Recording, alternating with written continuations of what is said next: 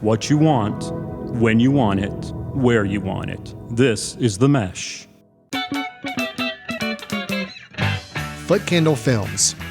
Film news and reviews from two guys who really like movies.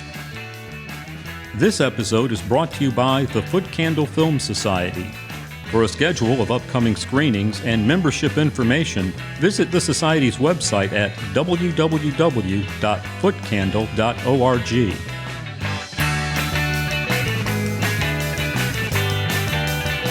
Hello, everyone, and welcome to Foot Candle Films here on the Mesh.tv podcast network.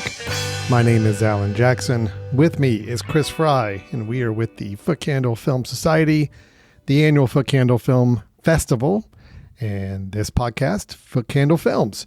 Chris, how's it going? How was your weekend? Everything good? Everything's good. I am happy to be indoors in air conditioning because it's hot outside. It is summertime. It is supposed to be hot outside, and it is fulfilling that obligation. But I don't dig the heat, so I'm glad to be in the air conditioning. With you as well. Unfortunately, I spent a little too much time outside working this weekend, so I feel my energy's a little zapped today from that long weekend, but happy to be indoors as well. Air conditioning is running nicely in here. The studio's good. So it's a perfect mood for us to talk some movies, which is what we're going to do here on Foot Candle Films. We have a primary review of a new film that we try to do every week. This week will be the review of the film Supergirl, the latest entry in the DCU. That is the official title I think they're going with the James Gunn produced universe, the DC Comics, DC Universe. Supergirl is the latest entry, directed by Craig Gillespie and starring Millie Alcock. We'll be talking about that film here in just a moment. After that review of the film, we'll be sharing some news and some trailers to talk about with upcoming productions or things in the movie world that we want to explore and talk about a little bit. And then we'll end up the show, as always, with Chris giving one of his world-famous patented recommendations of a film.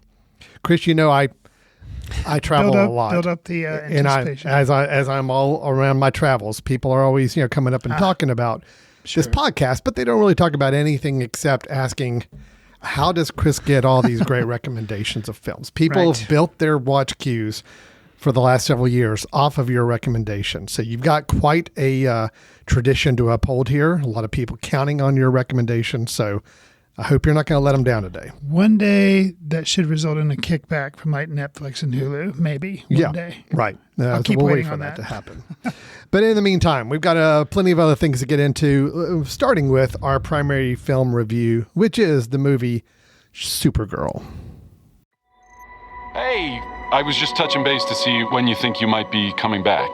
You know, I'm just worried that you're not going to find your stride here if you keep going off-world all the time, Kara. I'm worried you're not going to find your people. Yeah, well, that's the thing, Clark. I have no people.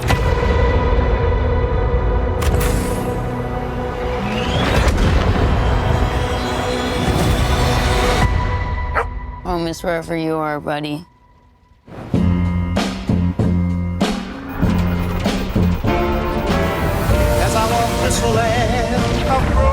Crypto and I at least had each other. Honestly, I thought we were lucky. But luck, almost by definition, runs out.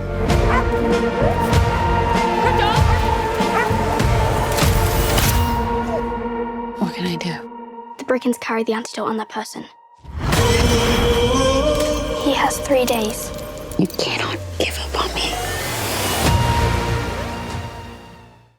Tom King is a favorite comic book writer of mine. In 2022, he wrote a short run of Supergirl comics. Knowing nothing of the background of Supergirl, I was unsure that I wanted to read them, but trusting Mr. King, I forged ahead. I was so glad I did. I love the storyline, and when I'd heard that it was going to be the basis for a Supergirl film to follow in the footsteps of last year's James Gunn's Superman, I was excited. Reading source material prior to seeing a film can be a blessing. Fun to see how ideas and passages in the book play out on screen. I'm thinking of something like the Harry Potter films, or a curse. Omissions, additions can cause whiplash. Project Hail Mary, recent example. Alan, I believe you are aware of the source material but have not read it. Is that correct? That is correct. Okay. So you were, in a sense, able to come to the film clean and avoid the peril of expectations. True. What'd you make of director Craig Gillespie, who did I, Tonya, Lars and the Real Girl? What did you make of his Supergirl? I thought it was fine. I thought it was fine. Okay. I know normally when I get on here and I use the fine, the label of fine, I can normally say it's down to the script that fails the film. Okay. I'm going to say with this film, I don't think it was a script. Yeah, it was a script. It was a pretty pedestrian. I've got to imagine the Tom King series probably had a lot more depth to it than this film did. That is an understatement, but yes, has to be expected. This is simple. It was a simple movie. I'm okay with the simple movie. I kept feeling like the whole time watching it, there could be a lot more going on here, but they're choosing not to do that. And so be it. I get it. This is a mass marketed movie that you want to just try to have be some good entertainment for everybody. So I'm not going to fault the script. I think, it was simple and a little derivative, but at least I don't think it was horribly written for what it was trying to do. And I'm also going to say, I think the performances in the film are good. I like Millie Alcock as Supergirl. I think she's really good. I always like David Cornsweet as Superman. I liked him in last year's Superman. He does have a cameo here. I think he's still good. I will say, I even like, what's his name? Lobo. Who is that? What's his actor? Jason Momoa. Jason Momoa. Okay, Chris is grumbling. Probably not going to be Chris's choice, but that's right. I like him better than Aquaman. I'll give him that much. So I think he's better in this role than he was there. Anyway, all that thing said, the reason I think this movie is just fine, honestly, it just kind of has to come down to me, it's the direction and it's the just creating a film that's fun to watch. And I don't think this film was fun to watch. I think part of it is there's nothing really extraordinary in the way it was made or put together or presented. I just found it kind of lackluster in most places. I thought the action sequences were all very similar and they were all very dark and muddy. Yes, that would be a good way to do it. The overall look of the film was just not enjoyable. And I get it. You're supposed to be on a foreign planet and, all this. I get it. I mean, it doesn't all need to be bright colors and all.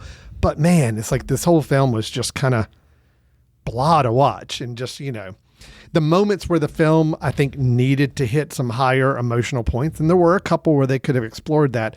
I don't think directorially they really did a lot to make those moments work. I thought they were pretty flat, pretty lackluster in all the places they needed to be a little more heightened. So all that to say, I didn't have a terrible time, but then again, I didn't read the original source material, and I'm sure I would have a much different opinion if I did. That being said, for what it was on the surface, I thought it was a passable, serviceable superhero film that just wasn't a whole lot of fun to watch and appreciate. So anyway, with that, Chris, I do want to hear your opinion. You've got some more background knowledge to bring into this screening. So tell me what you thought of Supergirl. So what should I do first? Should I do, obviously I'm not really a fan of this film. I am lower than you are. Yes. Should I do negatives or positives first? Go ahead. Is it better to end on a positive note? No. Give me the positives first, because I feel like the negatives are going to be more weighty and are going to ultimately steer where your opinion falls on this. So. Okay. I would like to I'll talk about 3 positives that I have, and there are different moments in the film. And I won't, go into, as I normally try, Alan and I both try to do, I won't go into spoiler. I'll just kind of briefly say what they are, so not to spoil anything. There is a in space, no one can hear you scream moment that I really liked. And if you've seen the film, you know what I'm talking about. Thought that was really well done, effective, just great.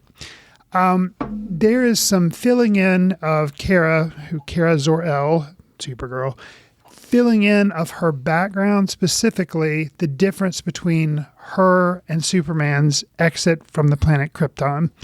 I appreciated that because it helps you understand the difference between maybe Superman's outlook and Kara's or Supergirl's. So it's like, okay, get it. You know, they're related supposedly, but they definitely have different outlooks on life. So, and how she came around to be like so late after he was already on Earth, like, but I feel like that was done well, expediently done. They don't spend a lot of time on it, but it worked. I thought it felt, you know, that was an example of, I thought the script was working, the direction was working, and great. Then I'll say a showdown with Supergirl, a new character that we meet called Ruthie, and the big bad guy in this film, Krim. There's a showdown between the three of them that I liked. Now, here we transition into negatives. Okay, so you're done with the positives. That's positives are done. That's it, unfortunately. Okay. But those are good moments. And I will not say, I'm not saying this is a terrible film. It's horrible. Nobody should go see it or anything like that. But for me, it is a disappointment. And I will say, kind of to use something from the MCU, Spider-Man's line, with great power comes great responsibility. I guess that was Uncle Ben's line, not necessarily Spider-Man's, but that idea, which is, you know, people cite that all the time. With great source material comes great responsibility. And it just really, it didn't totally squander it. Like some of the moments that I mentioned, specifically the showdown with the three, Kara, Krim, and Ruthie, handled better in source material, but still there was enough there that I was like, okay, you're trying for something here. Now, here we get to my biggest shrug, eye roll. Every time this character was on screen, I just wanted to bang my head against the seat in front of me, which I would not do because I don't want to disturb the theater patron in front of me. Lobo. Nothing against Jason Momoa. I like Jason Momoa. He was just, it was like record scratch, needle scratch, whatever you want to call it, in this film. Every time he was on screen, I hated him. Now, I don't know enough about I don't know anything other than it looks like a Kiss character. It looks like Gene Simmons running around, which maybe that's originally when Lobo was like come up, it was like, oh, let's spin on. I don't know. I don't know why that, but anyway, just the way, and actually their characterization of him didn't really work for me either, because I'm like, okay, am I supposed to take him seriously as an all-powerful type person who's basically mean, or no, he's supposed to be like an Arnold Schwarzenegger making quips all the time? Like, I could not get it. And he kept flip-flopping back and forth, like the tone with him, just so profoundly irritating. And he almost ruined the showdown moment with Kara, Krim, and Ruthie because of a Schwarzenegger-like comment or like sneering moment. And I'm like, seriously? You couldn't just let this moment breathe? And kind of you mentioned last week when I did my recommendation of Princess and the Frog, which you said I liked. I just wish they would have let the princess have her film instead of this film, Lobo, which I'm not in the boardroom when James Gunn and Craig Gillespie are talking about how they're going to make this movie, and Tom King's probably sitting there and saying, yeah, change whatever you want. I don't care.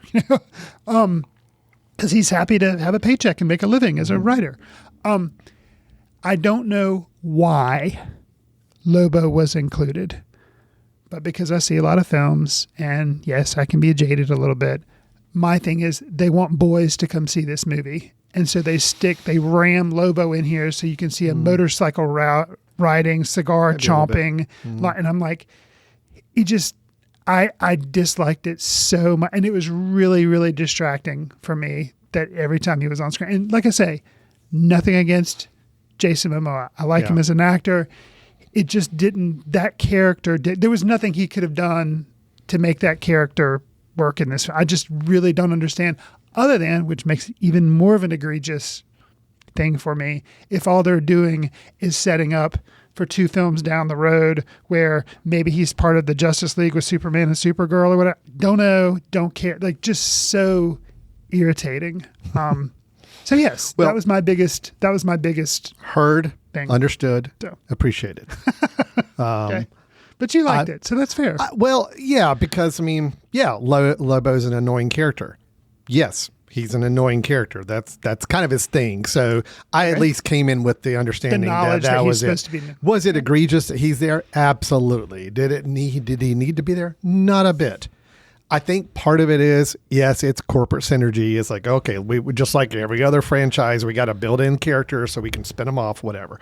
And I do think there's probably something to your point about, yeah, we got to get young boys in here too and teenagers, which is dumb, but that's a business decision. Business decision because based it on some of the missteps that the MCU, or not missteps, but just how people didn't receive the Captain Marvel movie or the Marvels, or like Wonder Woman. People liked the first one, really didn't like the second one. And so it's like anytime they're going to give a female superhero the role, they're just like, oh, well, what are we going to do to fix this? And they just don't trust it. And I'm not going to get on a soapbox with this.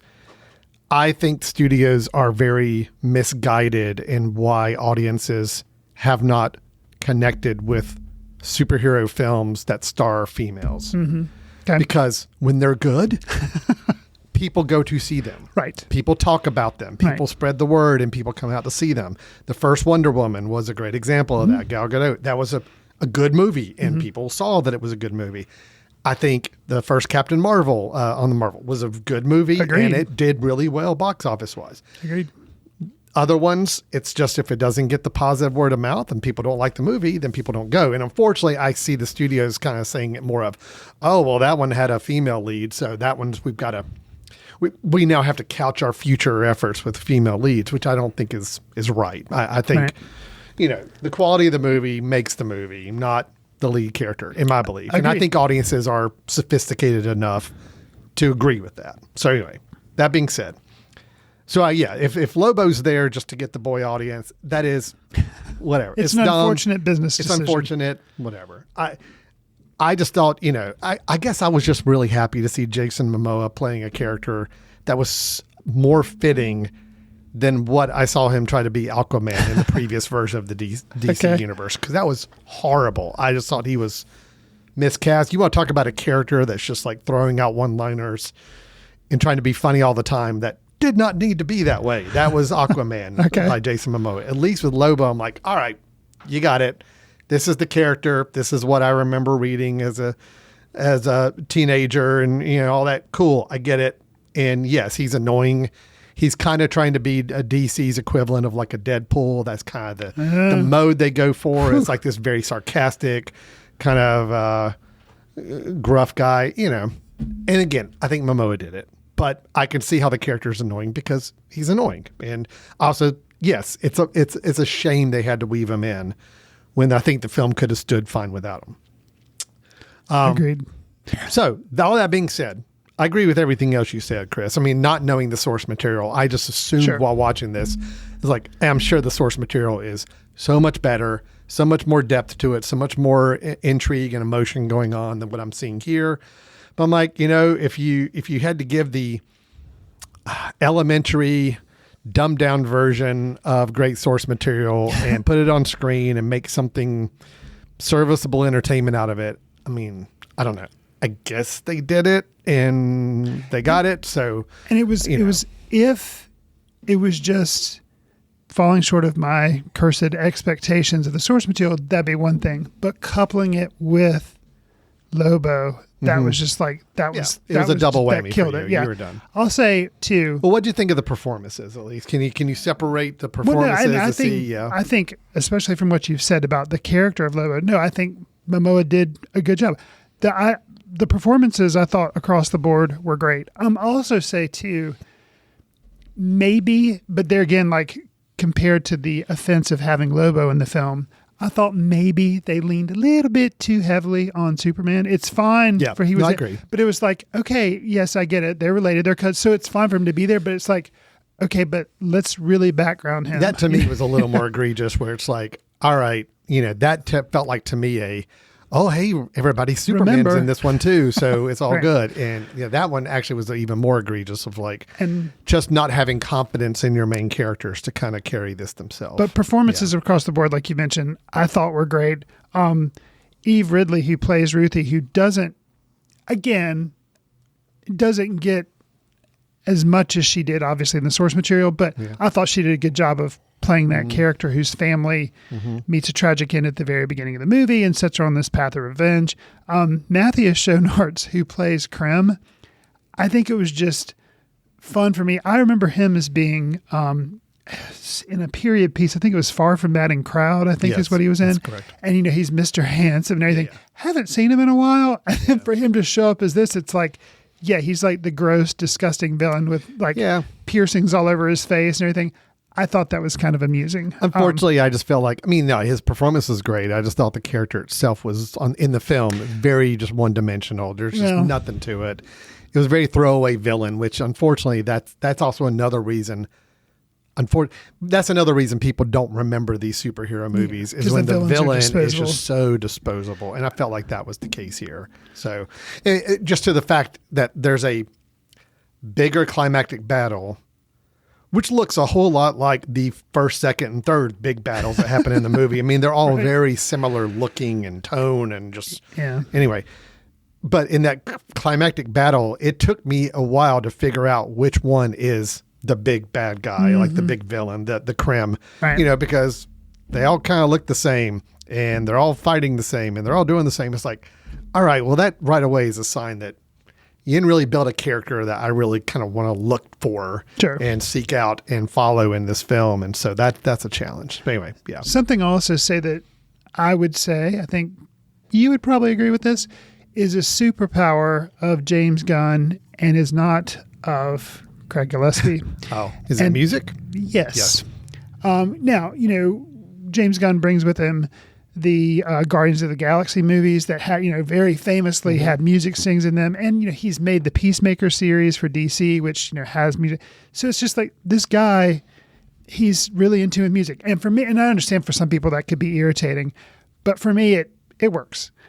This film, it was like, oh yeah, we're going to do that too. And it's like, no, you're not. You just really don't. And they had music drops, and maybe you could say, oh, Chris, it's because you don't care for the songs. I'm like, well, no, just something about the way they're integrated in. That's the problem was. I like all the songs. Actually, they kick in the verse time we hear, and she's in a bar. And there's Girl from Ipanema.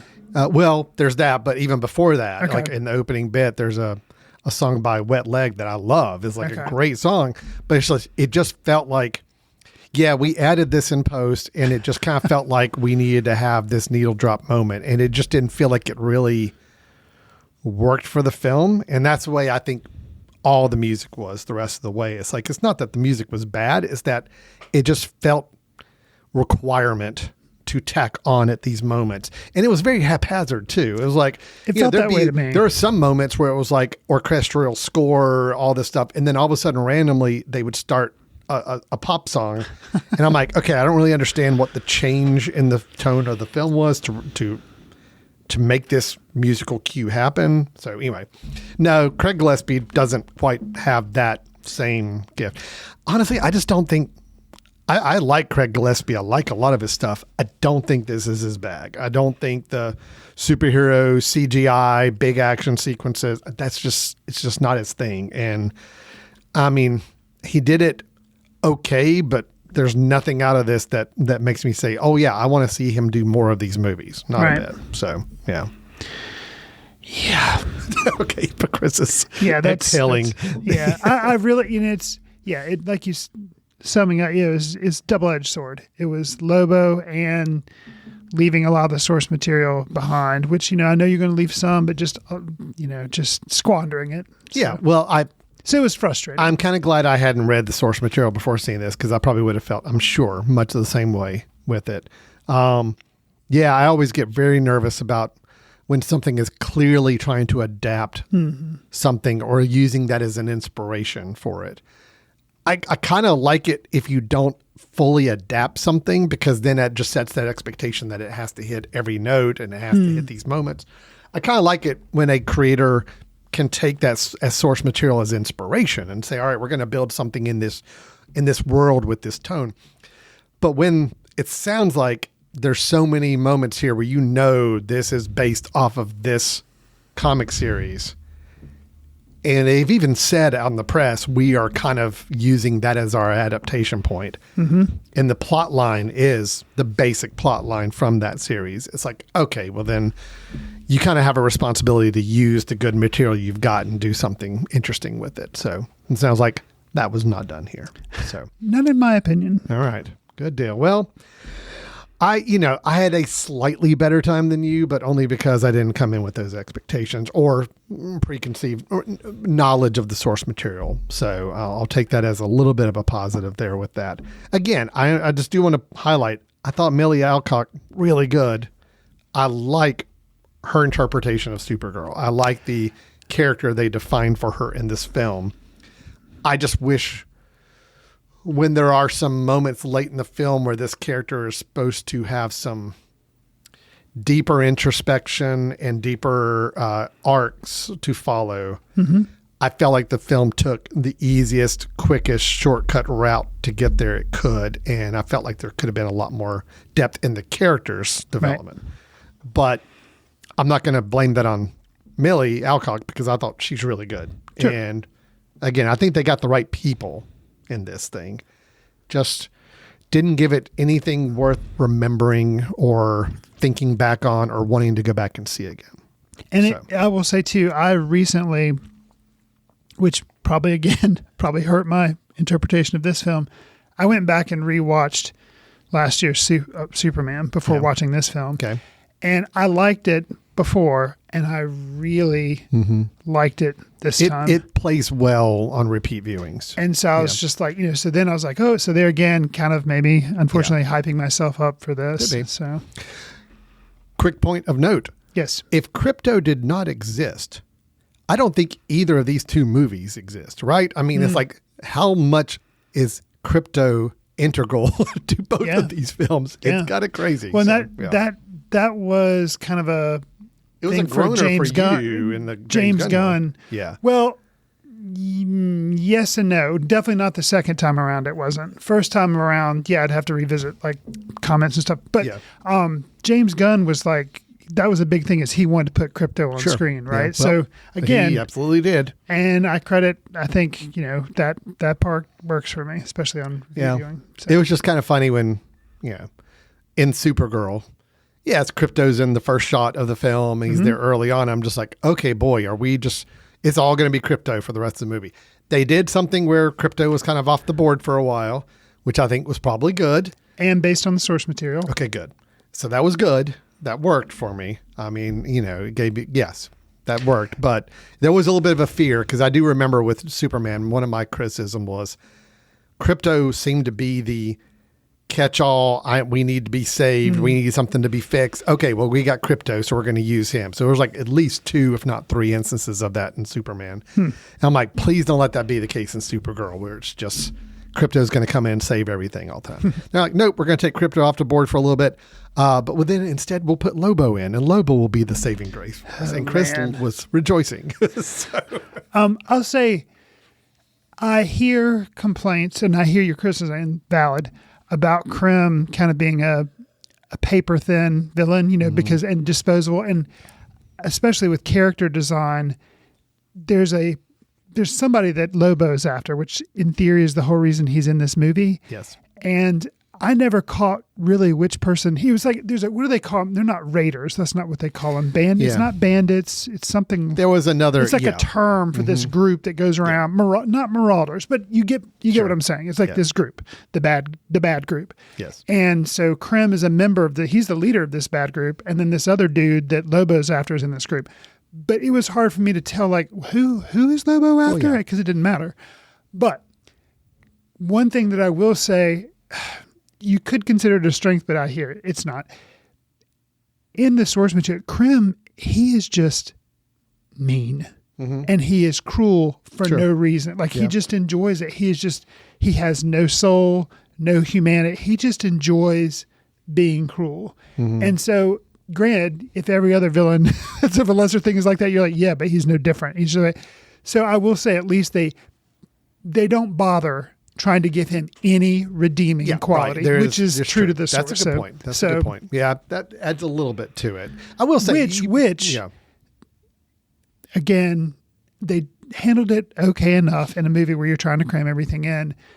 The showdown moment, like, you're thinking, okay, this person has no redeeming qualities. Yeah. And so that plays into how that is handled. So they did an okay job, but I wish it was better. Does that make sense? No, yeah, I do. Okay. I get it. I will say, it's just a side note. Yeah. The film was a tad more violent than I kind of expected. Not that I had a problem with it. It's just, I do think it's a little bit of a cautionary thing too. I mean, just a tad. I mean, granted, Superman we just had last year, and yes, Superman obviously it's brighter colors. It was a more optimistic tone film, and it's like this film, definitely it's darker, it's grimier, it's on these foreign worlds. I mean, it is a lot of violence with. Well, but I mean, even early on, there's violence with. It was definitely a more violent film than I kind of expected for this entry in the universe, this quick end to it, second film in. So anyway, that being said, didn't detract from my any little enjoyment I got, but just was something of note. So yeah. All right, well, that is Supergirl playing right now in theaters. Did not have a good first weekend, so we'll see. Let me just say, because of the comments you and I, we're not going to climb back on the soapbox, but just because of the legacy of female-driven superhero movies, I wanted this to be amazing. I wanted it to be a Captain Marvel or first Wonder Woman. I really wanted it to be. I really wanted it to be a success, and I had heard early rumblings before I walked into the screening, and I was like, "Well, I'm sure it's not. I'm sure it's just the generic, fanboys going crazy." And I was like, "Well, no, it really is." See, and unfortunately, what's going to happen, Chris, is this has a bad opening weekend, doesn't do well. Again, the rumbling will be, it's a female-led superhero movie. Can't do it. You just can't pull it off. And it's like, no, that wasn't the problem. Not true. No, this movie could have worked, and it could have been better. It could have been more enjoyable. Had nothing to do with the lead character or lead performance in it. I think that was actually the strongest suit of the film is her performance in general, her character. So anyway, yep. It's the world we live in there, Chris. It is the world we live in. All right. Well, that is Supergirl. Again, it's playing in theaters right now, but I would encourage you to go out and see it sooner than later, because probably won't be around too long based on first weekend performance. But Chris and I are saying go out and support it and see it, because we need more films to be made like this. Just this film needed to be better. And it had such good source material to work from. Unfortunately, there's very few reasons why it should not have been better.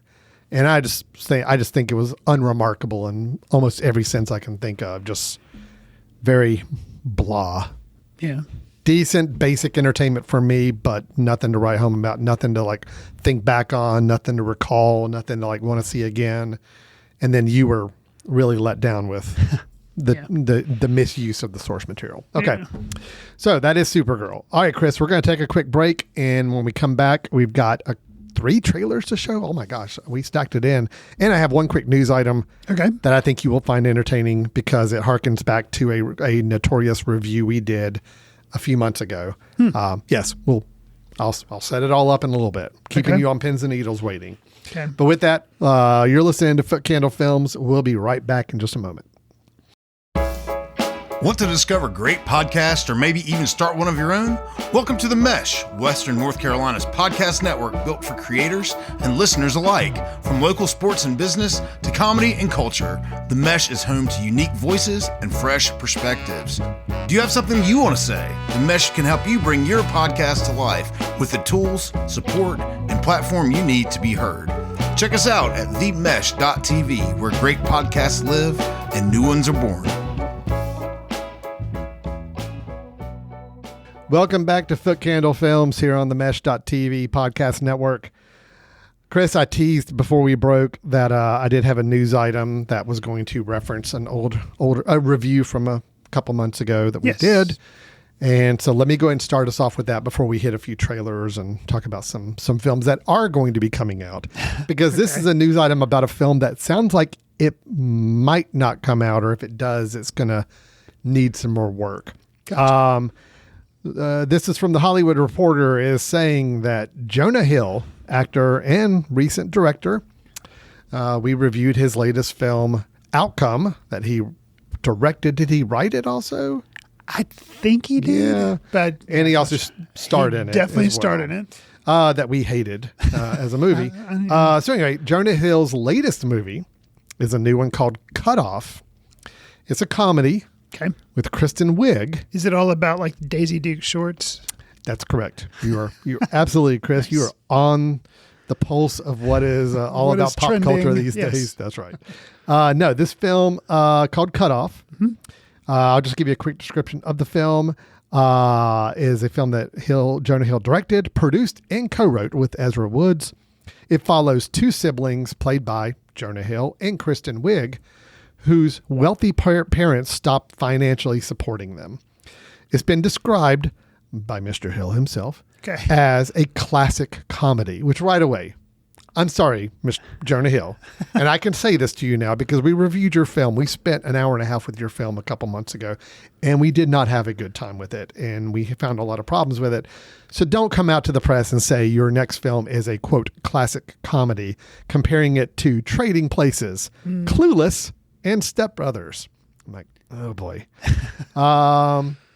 And he says it's called Cut Off. Rich kids in their mid 40s who get cut off by their rich parents, played by Bette Midler and Nathan Lane. I'm like, all right, look, the premise works. Yeah. The premise works. Yeah. I'm on board for this. You would think this is going to be hard to mess up. And honestly, Jonah Hill acting in this? Yes, absolutely. I get it. Jonah Hill and Kristen Wiig as siblings, spoiled siblings, trying to, yes. Keep it under Love 90 minutes. I don't see how it could go wrong. But here's the problem. The studio has decided they're not going to release it in July like they had planned. The film wrapped production in January. Warner Brothers decided it needs more time in the run-up to its release. And now the rumors are floating. A quote came out, and I'm trying to remember who gave the quote. Somebody close to the production said that basically the film is, quote, unreleasable in its current form and is now not being scheduled right now.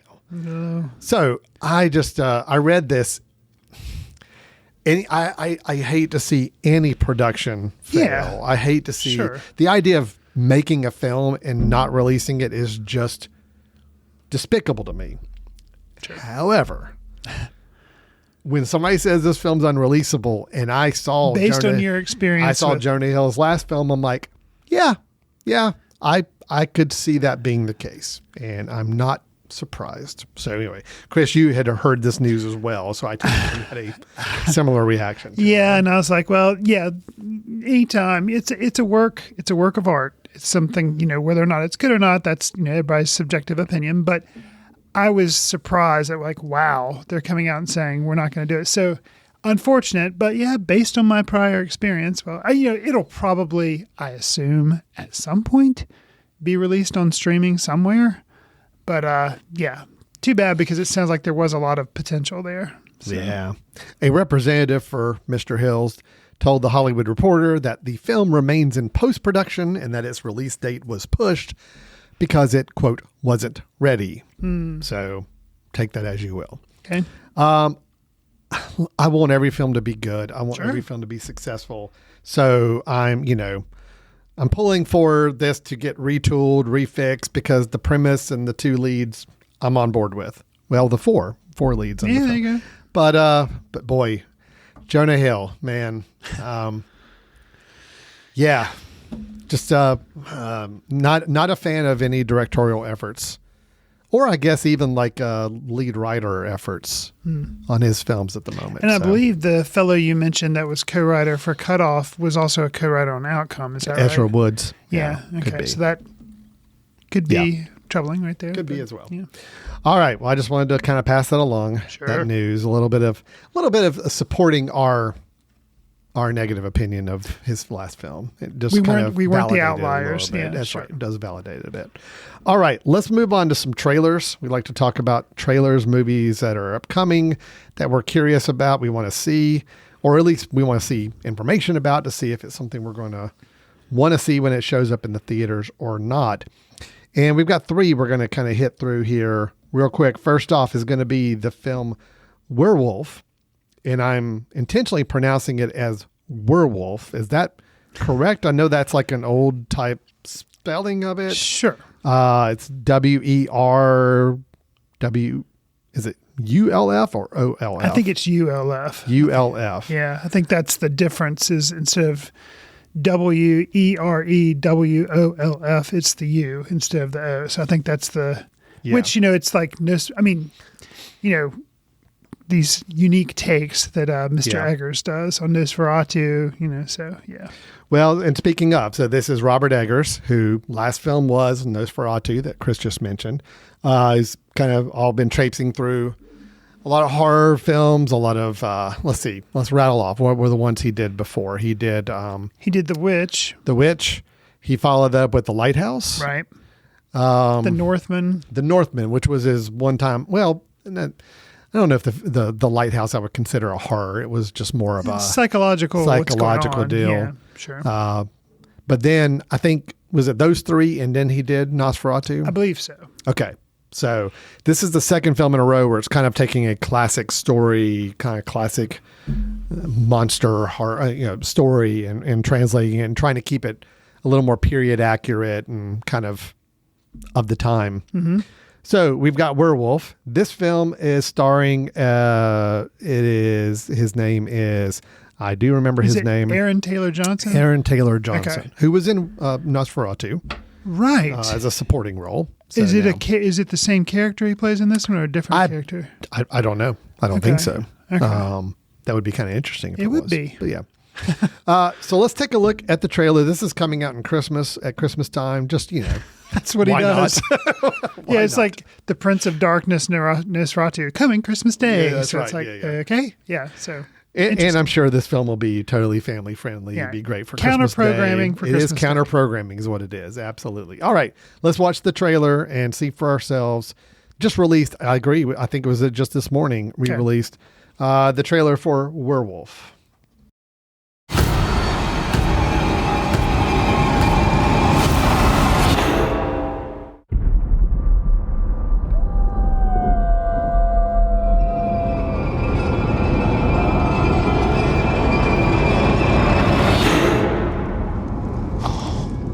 Child gone. Come.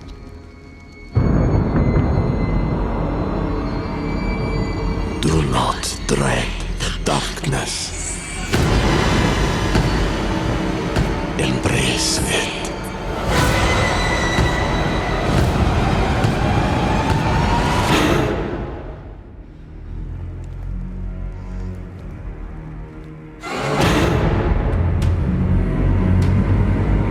I heard of a raving beast that ravished this country. Keep my husband safe from his cursedness.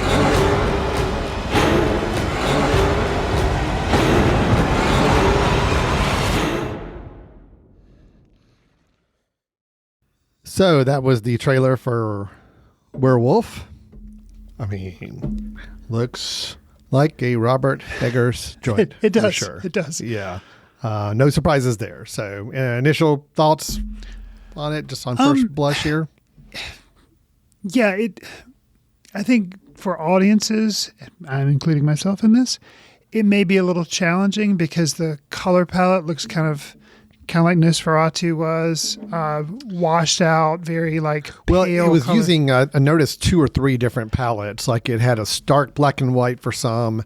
I think maybe things that might be more flashback based seem to be more sepia toned. Right. But yeah, it was definitely, it looks like the spiritual sequel to Nosferatu, style wise and visually. So yeah, I think I may not be alone. I don't know. We'll have to have people tell us, but Dracula as a character, for whatever reason, has always been more interesting to me. Mm-hmm.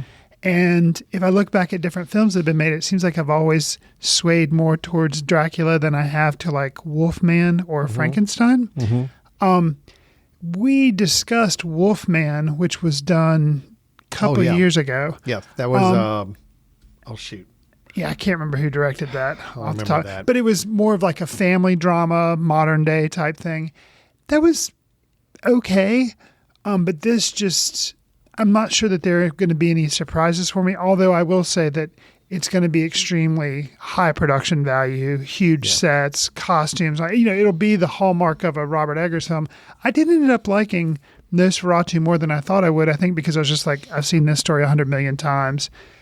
It'll be interesting to see if he can bring something kind of a unique take on the werewolf story to make me more engaged. I will make my guess and say yes, I think he will. Okay. I mean, I think there's some interesting stuff to mine here, and definitely, at least from the teaser trailer, it appears that he's going in some interesting directions with it. So I'm curious to see. The Wolfman was 2025, actually just early last year, and it was directed by Lee Wannell. Oh, yeah. Yeah, you right. It's starring Julia Gardner and Christopher Abbott. Got you. So, yeah. I didn't care for that as much. I thought that was a little disappointing, that version. But I'm kind of seeing this as its own thing, kind of like where Nosferatu I felt like was its own thing against a Dracula. Sure. This one to me is very much seems like a different thing than the traditional universal monsters werewolf or wolfman type of thing. Hence the different spelling and everything. Right. Well, So, it is yeah. werewolf instead of wolfman. So that's trying to key in as well. Anyway, we will see Christmas Day. Open your presents. Fix some hot chocolate and stroll out to the movie theater for Werewolf with the family. It'll be great. Okay, so that is that. Let me change the mood a little bit here, Chris. Okay. That was a pretty heavy, dark trailer. So let's pivot, and I want to bring up a comedy. Okay. That is coming to Apple TV. Oh. Okay. And it is called The Dink.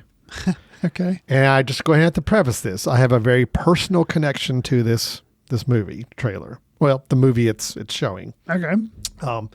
There are some opinions voiced in this film that I 100% currently have, and I agree with. So I see this as almost like a little personal soapbox movie for me to champion and to let people see. So I'm just going to play the trailer and then I can comment on it afterwards. I feel like I'm setting it up too much. I know nothing about this, but I'm just going to guess. You don't have to say, you can just say yes or no. Does this have anything to do with basketball? No. Okay. But we are close. Oh, interesting. It is a sport. Oh, okay. Sport related. Okay.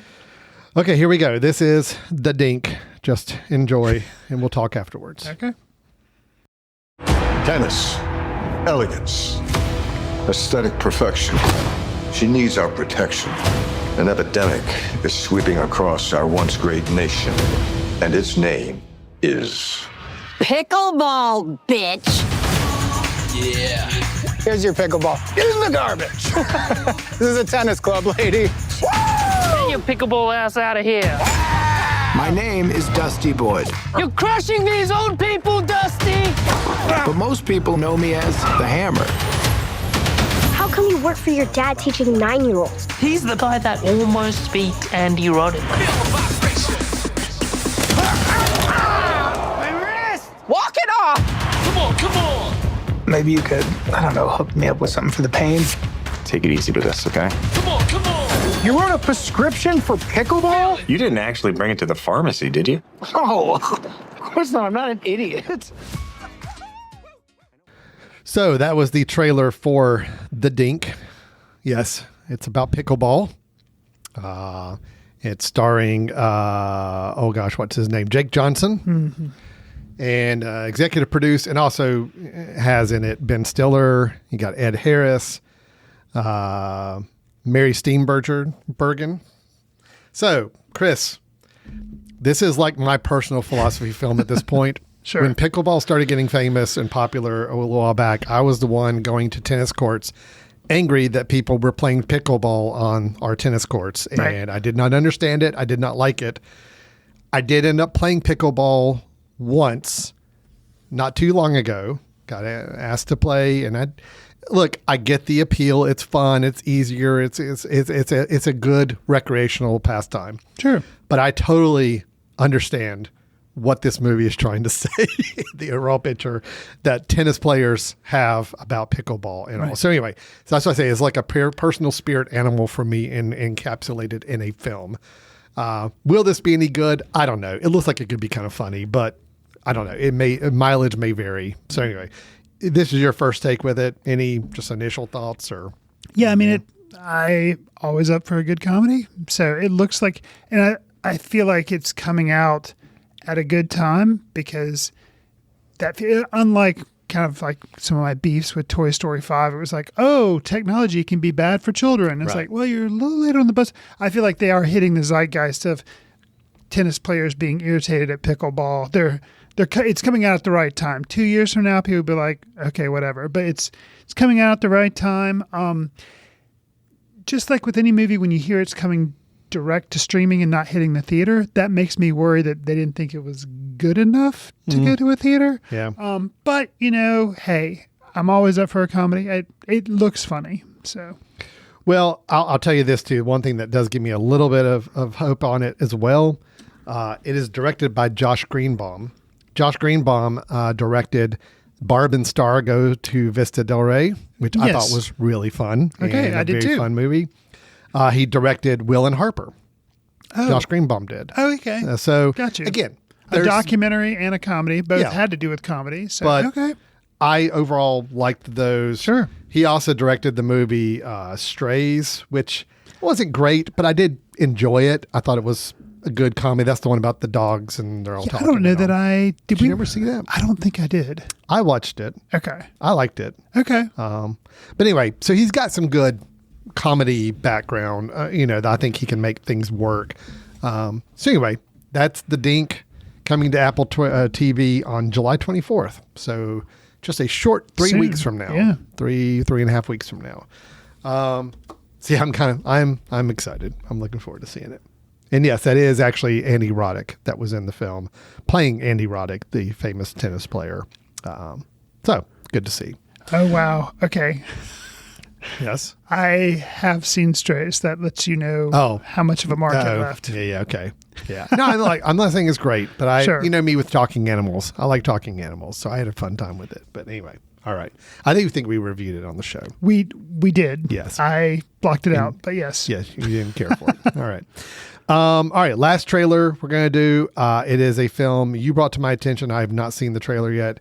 It's a film called Sheep in a Box. You got anything to set us up with this on? I have actually not seen the trailer either. I just heard that it was coming out. It's the latest film for Hirokazu Koreeda, who also made Monster and Shoplifters and Like Father, Like Son. He's a Japanese director. I've liked all three of those films.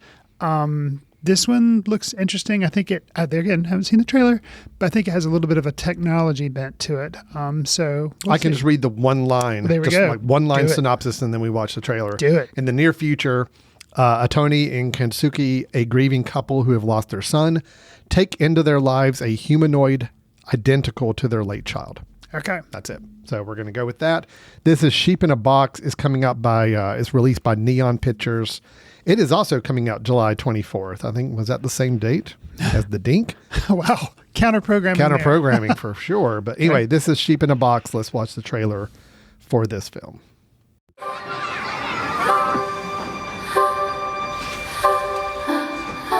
そろそろ寝ようか。おやすみ。また明日ね。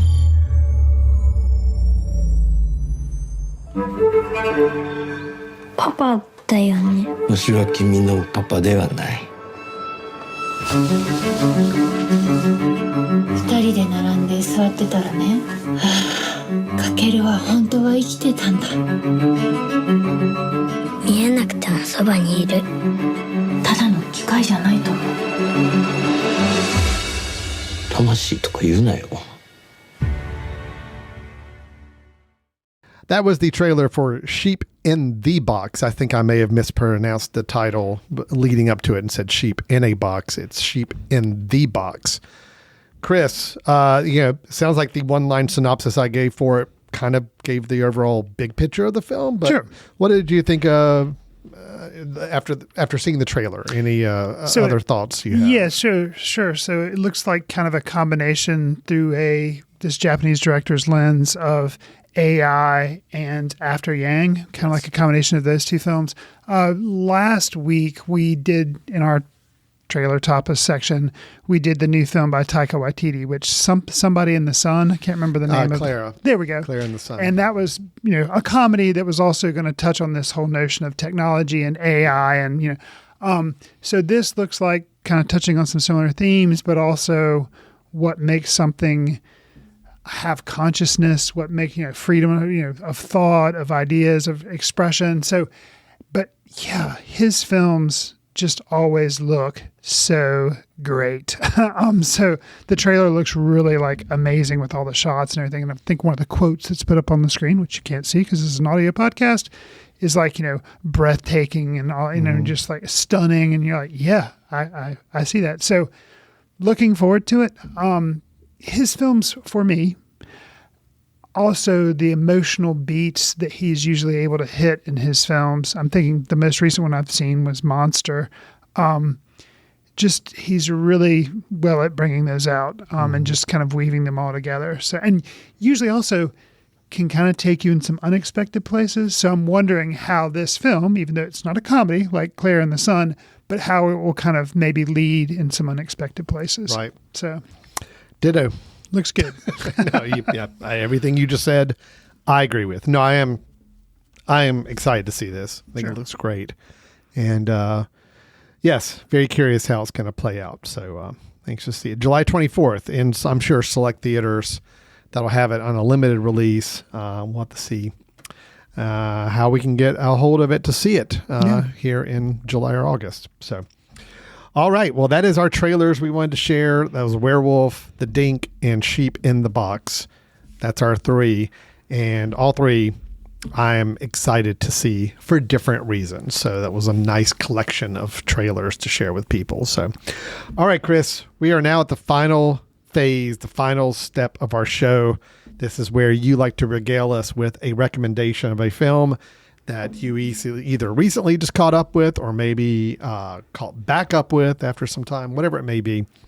But we always look forward to hearing your recommendation. What do you have for us today, Chris Fry?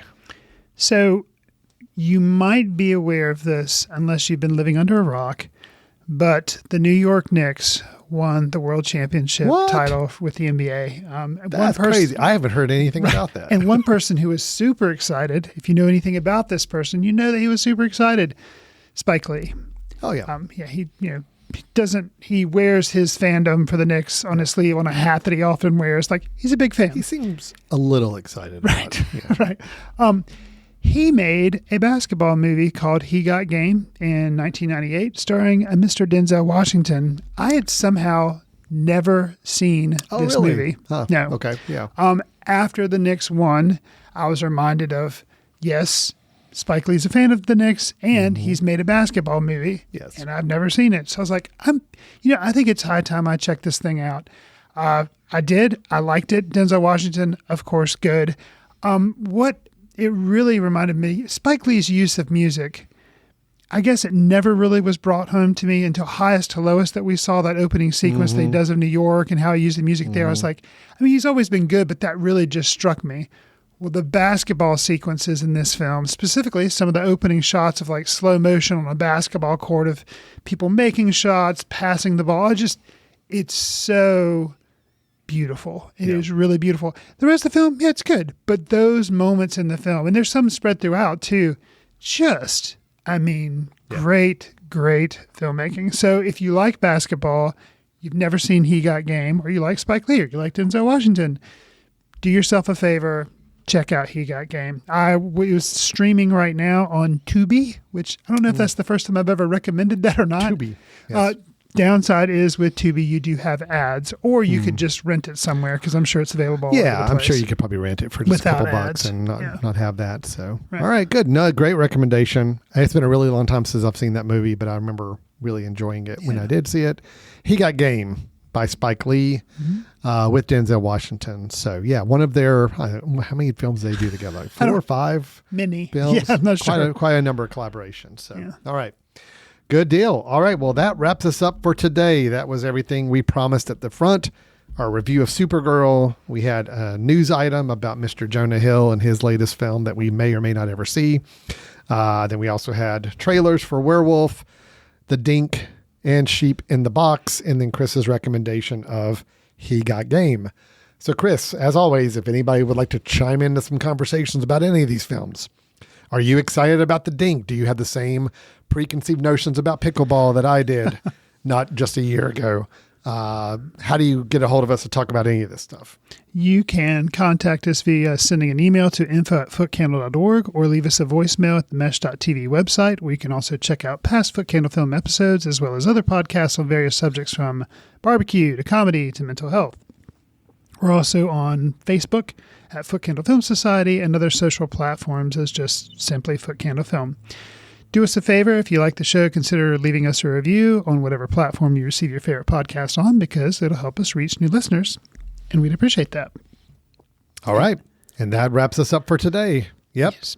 Just Foot Candle Film Festival, the obligatory September 18th through the 27th. It's going to be a nice one. It'll be our 12th festival. So is that this year? It is this year. Yes, September of 2026. I got some stuff to do. So if you're going to be in Western North Carolina, check it out. We'll be putting the lineup up shortly, sometime within the month of July. So be looking for that. Yes. All you're doing is just stressing me out, reminding me of the things that still need to be done. So, okay, sure. We'll get it. We'll make it work. We always do. All right. Sounds great. Well, thanks everybody for listening. We'll look forward to talking to you next time. See you in the ticket line.